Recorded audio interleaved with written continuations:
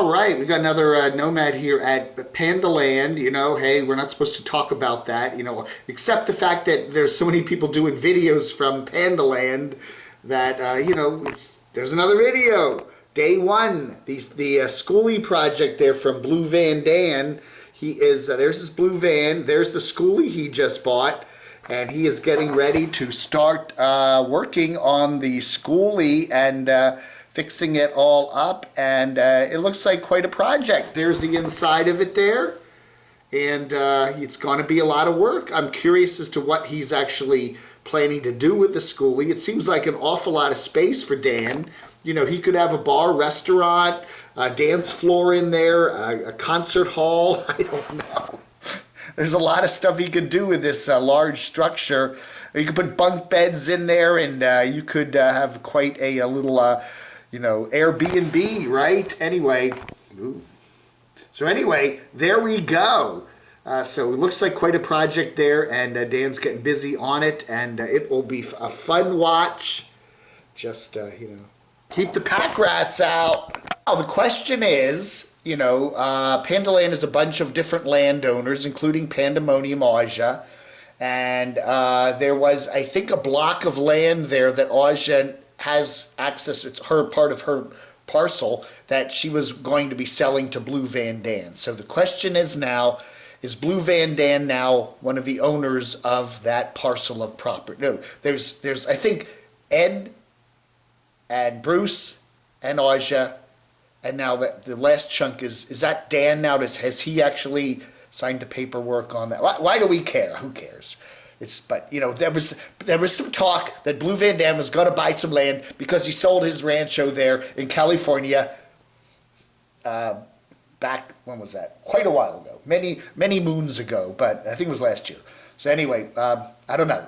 You know, so he could be using the van. I mean, not the van. He could be using the bus as like a permanent residence there. I don't know. Good question. What do you think? Let me know in the comments below. All right, there's David there. He is recovering from injuries he sustained in a fall off of his ambulance a couple of days ago, at least in YouTube land here, when he was putting in some flooring there, and he backed away too far and tripped over tripped over a canister of caulk or something, and ended up with a very sore rib area there, whatever. He's doing better now. He's busy back working on the vehicle and getting a lot of stuff done, and the problem is he's not able to spend as much time with Lefty, his wonderful pit bull, as he would like, because Lefty is getting very anxious and wants to go out and run and do things, and is obviously missing all the time he spends with David,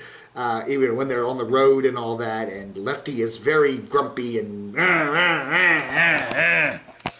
but there's a lot more work to do for the Campulance man there with his ambulance. So looking forward to when it's getting all done and he's back on the road. We got Camper Van Kevin doing a massive solar installation there on his new to him vehicle. Remember, he got the vehicle, then he gave the old vehicle to Felix, and so he's got to work on the solar on that.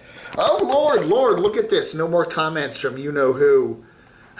I got a video I'm doing on that. We'll get into that more about YouTube and comments and what goes on and what YouTube creators can do about their comments and why they turn them off or turn them on or put them in whatever mode. I don't know. We'll jump into that, the fun of that, in a future video. Hey, letters. Tasmod says a mama bear came up to me at Yellowstone Park in the parking lot next to Yellowstone Lake. She sniffed my fishing gear and then headed down to the lake looking for her cub. We did a video earlier about someone who was at Lake Tahoe, right up there in Nevada, and a bear came up. You know, you got to realize there are lots of bears up there. You got to be prepared for that. Be careful with your cooking. Prepare, because they can smell it a mile away, and be careful with all that. You don't want to attract the bears, and then if they come, you want to be protected. So, you know, bear spray is a necessity. Definitely keep your bear spray all around when you are in the you know, anywhere in the wilds like that. You got to be careful. Jessica Young says, please tell us what you have information on Destination Open Road. Aja's friend John is Jon without the H. That's what I thought it was.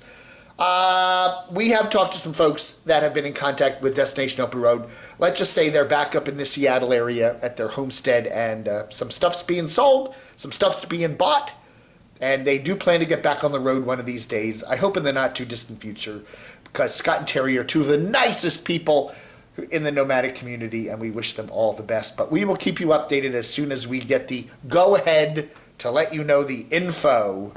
Mr. Dick says, on the 4th of July, there were 4 guys at the peak of Mount Baldy, about 60 miles from LA. A small bear came into their camp and bit one of the men on their butt. Wow! Cheapers.